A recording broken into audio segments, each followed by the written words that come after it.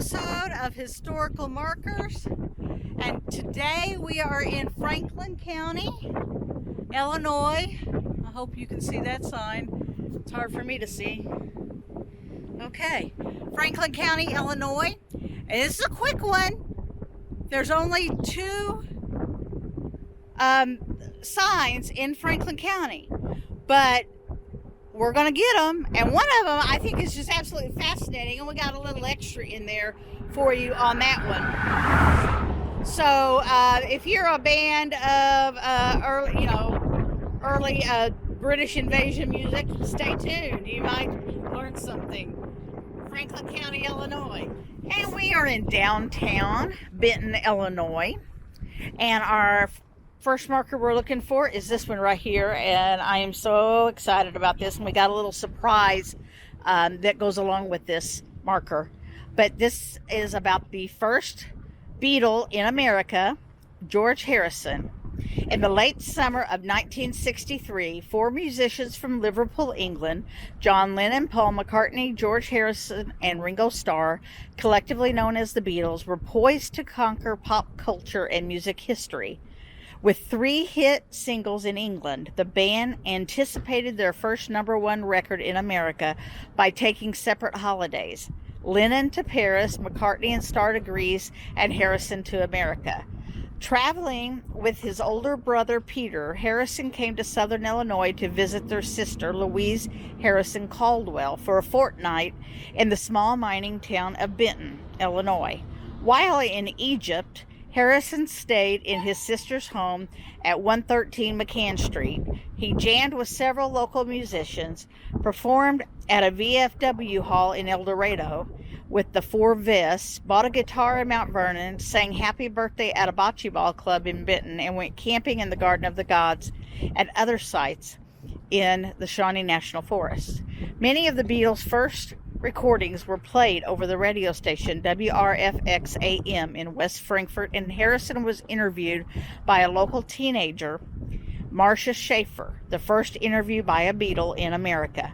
Harrison returned to England and came back to America with the Beatles the following February after I Want to Hold Your Hand rose to #1 on the U.S. charts. Harrison went on to write such classic songs as Taxman, While My Guitar Gently Weeps, Here Comes the Sun, and Something, the second most recorded song in the Beatles catalog. He died in 2001. We are out here by the Interstate 57, out right before the Benton Airport. And the reason we're here, this isn't technically a historical marker. It's not on the list that we use, but we thought it went really well with the marker in town, and we come out here and show you this 3D mural that was put up several years ago, just as a remembrance of George Harrison and the great impact that the Beatles have had on music history in the United States. So we just thought this was really cool, and we wanted to pop it in here right along with the marker that was in downtown Benton. So if you ever come through on the interstate, headed south past Benton and Christopher exit 71, here is this mural. Our next marker here in Benton, Illinois, is right across the street from the First Baptist Church. And I'm going to actually have to stand in the road for this one. But this is where the home of John and Mary Logan was, 1856 to 1861. John A. Logan, 1826 to 1886, U.S. Representative, on and on, Civil War General, U.S. Senator, Vice Presidential candidate with James Blaine. He established Memorial Day as a national holiday in 1868.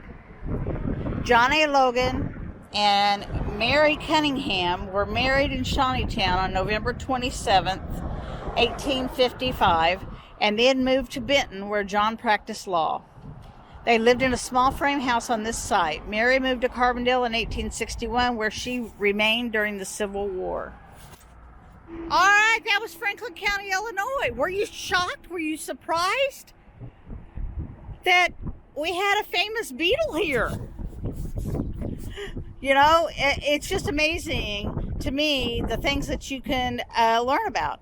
So stay tuned, because you never know. We have famous people that have shown up all over Southern Illinois. We'll see who we find next. So come along with us. And if you know of some place in a particular county that we didn't go to that you think should be a historical marker, let us know, because we're going by a list and we can add things to that list. So let us know, and we'll investigate it and maybe add it to the list. So again, stay tuned for the next episode of Historical Markers.